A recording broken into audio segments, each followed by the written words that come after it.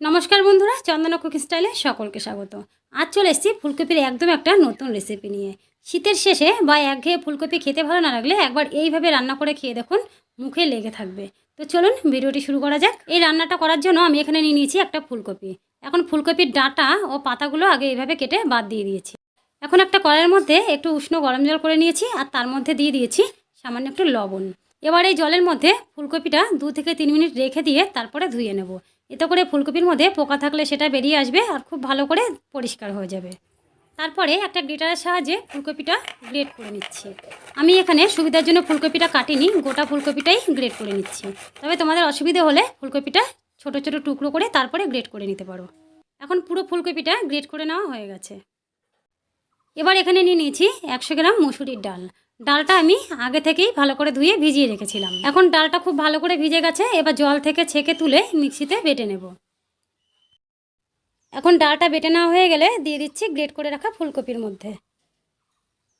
এবার এর মধ্যে দিয়ে দিচ্ছি 2 চামচ আদা রসুন আর কাঁচা লঙ্কা বাটা। এখানে আমি 1.5 ইঞ্চি মতো আদা, কয়েক কোয়া রসুন আর 5 থেকে 7টা কাঁচা লঙ্কাকে একসঙ্গে বেটে রেখেছি, সেখান থেকে 2 চামচ দিয়ে দিলাম। আর দিয়ে দিচ্ছি পরিমাণ মতো লবণ, দিচ্ছি সামান্য একটু হলুদ গুঁড়ো, আর দিচ্ছি কুচি করে রাখা পেঁয়াজ। 2টো মাঝারি সাইজের পেঁয়াজকে কুচি করে নিয়েছি।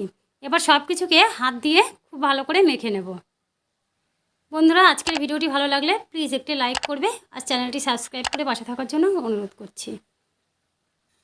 এখন সব কিছু ভালো করে মেখে নেওয়া হয়ে গেলে এইভাবে একটু একটু করে নিয়ে গোল গোল শেপ দিয়ে তারপরে তেলের মধ্যে ভেজে নেব। এখানে কড়াই গরম করে তার মধ্যে 3 টেবিল চামচ সরষের তেল দিয়ে নিয়েছি। এখন তেলটা ভালো করে গরম হয়ে গেলে তার মধ্যে ফুলকপির বড়াগুলো ভেজে নিচ্ছি।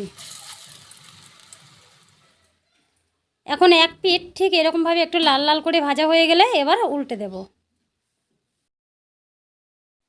সব বড়াগুলো উল্টে দিয়ে একইভাবে অপর পিঠও ভেজে নেব। এখন সব বড়াগুলো ঠিক এরকম লাল লাল করে ভেজে নেওয়া হয়ে গেছে। এবার তুলে নিচ্ছি। এখন কড়াইয়ের মধ্যে যে বাকি তেলটা রয়েছে এই তেলের মধ্যে দিয়ে দিচ্ছি কেটে রাখা আলু। আমি এখানে 2টো বড় সাইজের আলুকে ঠিক এরকমভাবে কেটে নিয়েছি। এখন আলুগুলোকে তেলের মধ্যে ভেজে নেব।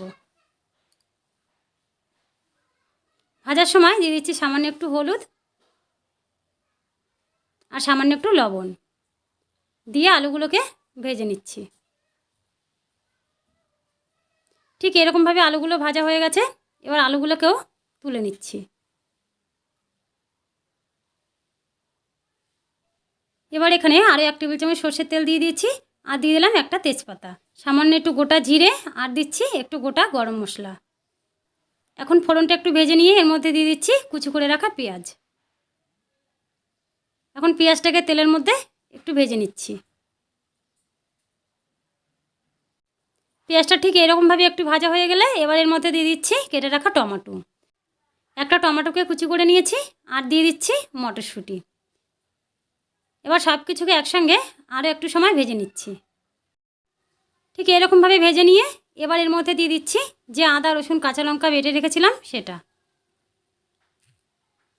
এখন সব কিছুকে একসঙ্গে কষিয়ে নিচ্ছি। এইভাবে কষিয়ে সব কিছুর কাঁচা গন্ধটা চলে গেলে এবার এর মধ্যে কিছু মশলা অ্যাড করছি।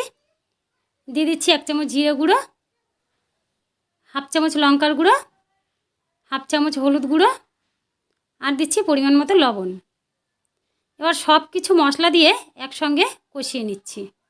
এখন গ্যাসের আঁচটা কমিয়ে দিয়ে আস্তে আস্তে মশলাটা কষিয়ে নেব। মশলাটা ঠিক এরকমভাবে কষানো হয়ে গেছে আর এখন মশলা থেকে তেল ছেড়ে দিয়েছে। এবার এর মধ্যে দিয়ে দেবো ভেজে রাখা আলু। এখন আলুগুলো দিয়ে সব কিছুকে আরও একটু মিশিয়ে নিচ্ছি। তারপরে দিয়ে দিচ্ছি জল। প্রথমে 1 কাপ পরিমাণ জল দিয়েছি, তারপরে মশলার সাথে ভালো করে মিশিয়ে নিচ্ছি। তারপরে আরও 1 কাপ পরিমাণ জল দিচ্ছি। যেহেতু আলুটা সেদ্ধ হবে তার জন্য একটু বেশি জল দিলাম। তারপরে ঝোলটা ফুটে আসলে এর মধ্যে দিয়ে দিচ্ছি ভেজে রাখা ফুলকপির বড়াগুলো দিয়ে ঝোলের মধ্যে একটু ডুবিয়ে দিচ্ছি। এখন আলুগুলো সেদ্ধ না হওয়া পর্যন্ত এইভাবে কিছুক্ষণ রান্না করে নেব।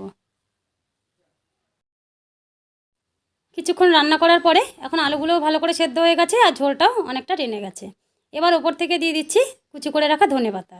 তবে তোমরা চাইলে এখানে একটু গরম মশলাও দিতে পারো।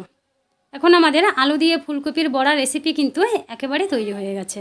তো বন্ধুরা, আজকের ভিডিওটি কেমন লাগলো অবশ্যই কমেন্ট করে জানাবে। আবার দেখা হচ্ছে নতুন কোনো রেসিপির সাথে। ধন্যবাদ।